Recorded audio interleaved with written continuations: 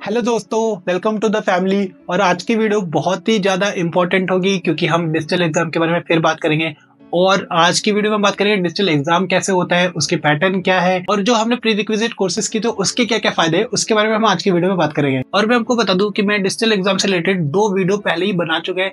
I hope आपने उस video को देखा हो, अगर नहीं देखा है तो जाके जरूर देखना। सबसे पहले मैं बता दूं कि जो मई साइकिल में होने वाला वो 5 मई को एग्जाम होगा और ये आपका आयन सेंटर पे होगा। आपको घर से एग्जाम नहीं देना होगा, ऑनलाइन ही एग्जाम नहीं होगा, आपको आयन सेंटर पे जाना ही जाना होगा। जो भी आपके नियर बाय में आयन सेंटर होगा, बेसिकली नियर बाय पे नहीं, कभी कभी दूर भी दे देते हैं। मेरे खुद के कुछ फ्रेंड थे जो कि नोएडा लोकेशन पे तो काम कर रहे थे, लेकिन उन्हें गुड़गांव लोकेशन पे एग्जाम सेंटर मिला था। तो जरूरी नहीं कि आप जिस लोकेशन पे उसी लोकेशन के एरिया का आपको एग्जाम सेंटर मिले, आपको दूर का भी मिल सकता है। तो देखो, आपको टेक्निकल तो देना ही देना है, साथ में आपको बिजनेस भी देना होगा। अगर टेक्निकल की बात करूं तो उसमें एमसीक्यूज होने वाले हैं, साथ में कोडिंग का भी क्वेश्चन होगा अलग से। जी हाँ, सिर्फ एमसीक्यूज नहीं होंगे, एमसीक्यू के साथ साथ कोडिंग भी होगा जिसमें आपको टेस्ट केसेस रन करके दिखाना होगा। काफी बार ऐसा बाय लक हो जाता है कि आपका अगर टेस्ट केसेस अगर 1-2 भी रन हो रहा है और आपके एमसीक्यू सही है तो उसको भी आपको क्लियर कर देते हैं। ये थोड़े से लूप होल है। काफी लोगों का मैंने देखा है जिनका सिर्फ 1-2 टेस्ट केस ही पास हुआ है लेकिन उनके एमसीक्यू सही है तो उनका एग्जाम क्लियर हो जाता है टेक्निकल। तो फिर बात करते हैं बिजनेस की। जो बिजनेस का एग्जाम होता है इसमें बेसिकली कुछ ज्यादा कुछ होता नहीं है, लेकिन काफी लोगों को टफ पड़ता है। ये मेरे खुद के ऐसे कुछ फ्रेंड्स हैं जिनका टेक्निकल तो क्लियर हो गया लेकिन उनका बिजनेस क्लियर नहीं हुआ, या फिर उनका टेक्निकल एक साइकिल में हो गया और बिजनेस उनको दूसरे तीसरे साइकिल में क्लियर कर पाए। तो ये बहुत ज्यादा होता है। अगर आपने टेक्निकल क्लियर कर लिया और आपने बिजनेस क्लियर नहीं किया तो भी आपको दिक्कत ही दिक्कत है। तो आई होप आप बिजनेस के भी साथ साथ कोर्सेज कर लिया करो। कोर्सेज जब आप कर रहे हो तो सिर्फ आंसर्स मत देखो, ऑनलाइन मत देखो, खुद भी थोड़ा बहुत पढ़ लो ताकि अगर आपका बिजनेस एग्जाम जब हो तो वो आप क्लियर कर सको।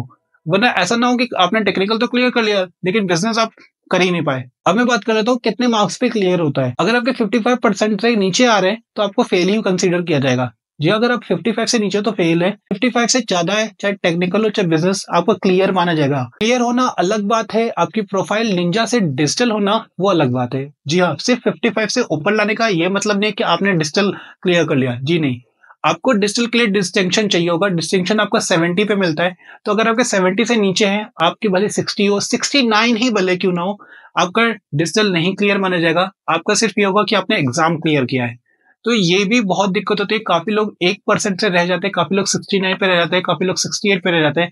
तो इस पे ध्यान देने की जरूरत है। आप डिस्टिंक्शन लाना है तो 70 से ज्यादा आपको दोनों में लाना होगा, टेक्निकल में भी लाना होगा और बिजनेस में भी लाना होगा। तो जितने भी लोगों ने ट्रैक्स क्लियर किए, जितने भी लोगों ने कोर्सेज कंप्लीट कर लिया, उनका क्या है यार। देखो, अगर जिन लोगों ने ना कोर्सेज पास किए, सिर्फ पास किए हैं, तो उनको जेम्स मिलने के बहुत से चांसेस होते हैं। 500 से 2000 तक जेम्स उन्हें मिल जाते हैं। जी, अगर आपने सिर्फ 55 से ज्यादा लिया हो, 60-70 लाया हो, तो आपको जेम्स मिल जाएंगे। लेकिन अगर आपने डिस्टिंक्शन लाया है, जी अगर आपने डिस्टिंक्शन लिया है तो आपके जेम्स नहीं मिलेंगे। अगर आप डिस्टिंक्शन लाए हो तो आपको जेम्स तो नहीं मिलेंगे, लेकिन आप डिजिटल के लिए एलिजिबल हो जाओगे। तो जेम्स मिले ना मिले, डिस्टिंक्शन जरूर लाने हैं। हर कोर्सेज में डिस्टिंक्शन लाओ।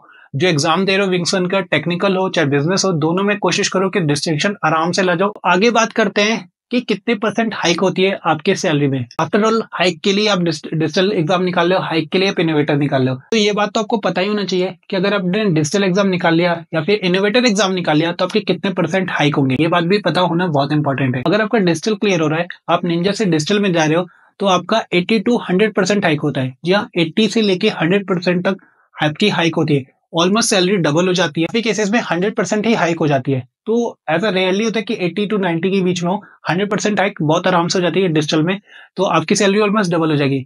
लेकिन अगर आप इनोवेटर क्लियर कर रहे हो, जी हाँ, अगर आप इनोवेटर क्लियर कर रहे हो तो आपकी सिर्फ 30% हाइक होती है। ऐसा नहीं है कि इनोवेटर में भी आपकी 100 हो रही है, नहीं, ऐसा कुछ नहीं है। इनोवेटर में सिर्फ 30% ही हाइक होती है। तो ये बात आपको पता होनी चाहिए कि डिजिटल में 100 और इनोवेटर में 30। तो ये थे कुछ विंग्स वन की बातें, कुछ डिजिटल एग्जाम, कुछ इनोवेटर के एग्जाम के बारे में। अगर आपको और कोई क्वेरी है या फिर आपको एग्जाम से रिलेटेड, डिजिटल एग्जाम से रिलेटेड या विंग्स वन से रिलेटेड, तो आप मुझे कमेंट कर सकते हो। साथ में आप मेरे इंस्टाग्राम पे भी आके बात कर सकते हो। लिंक सारे आपको डिस्क्रिप्शन में मिल जाएंगे। और अगर आपको कोई स्पेसिफिक टॉपिक पे वीडियो चाहिए तो आप मुझे कमेंट करके बता सकते हो आपको किस टॉपिक पे वीडियो चाहिए। तो मिलते हैं हमारे नेक्स्ट वीडियो में। तब तक के लिए कीप वर्किंग।